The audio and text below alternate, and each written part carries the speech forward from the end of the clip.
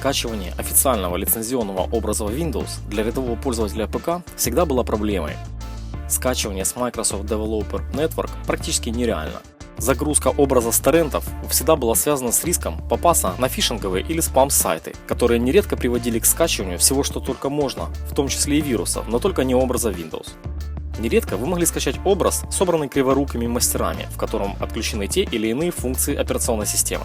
Но с выходом Windows 10 скачивание официального дистрибутива Windows стало настолько простой процедурой, что с ней справится даже неподкованный пользователь. Запустите официальную утилиту от Microsoft с правами администратора. Ссылки я дам в описании к видео. Откроется окно, в котором вам будет предложено на выбор два варианта: обновить этот компьютер сейчас или создать установочный носитель для другого компьютера. Как обновить ваш Windows до версии Windows 10 я показывал в своем предыдущем видео, а сейчас нас интересует именно скачивание образа, поэтому выбираем второй вариант. Далее нас встречает окно выбора языка, архитектуры и выпуска Windows.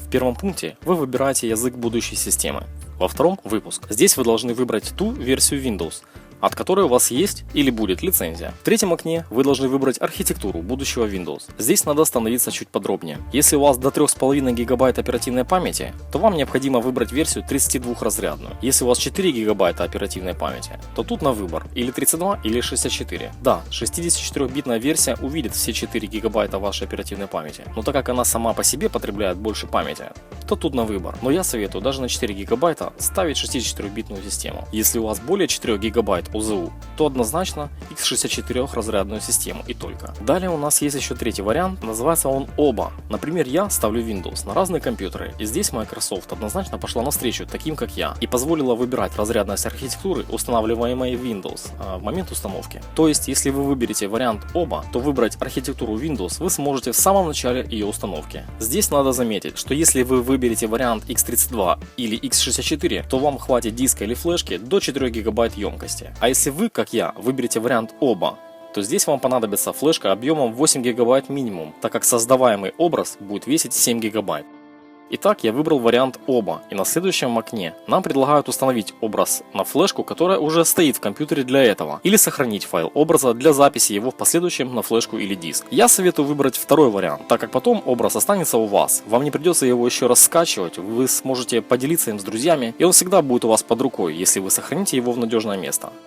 Заметьте, что если вы выберете первый вариант, то все данные с флешки будут удалены, и сверху них будет записан установщик Windows, и файлы с этой флешки вы уже восстановить не сможете. Поэтому советую вам заранее позаботиться и приготовить чистую флешку без файлов. Итак, я выбрал второй вариант ISO файл. Программа спрашивает у нас, куда сохранить файл образа Windows. Советую вам сохранить его на диск D в надежное место.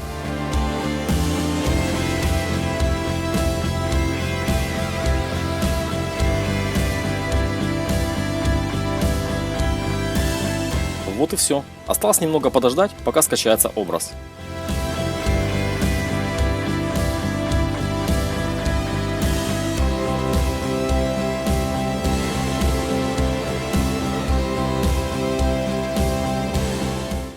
После этапа загрузки и проверки загрузки начнется этап создания носителя Windows 10, после чего он появится в той папке, которую вы указали для сохранения файла образа.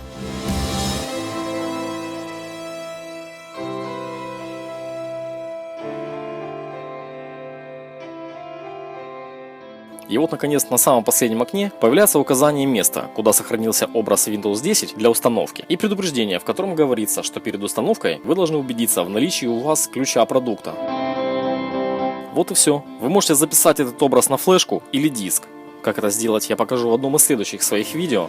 И больше не переживать, что у вас слетит Windows, и вы не останетесь без образа, с которого его можно будет всегда восстановить. Надеюсь, мое видео было полезно для вас, и вы обязательно подпишитесь на канал, чтобы не пропустить очередное интересное видео.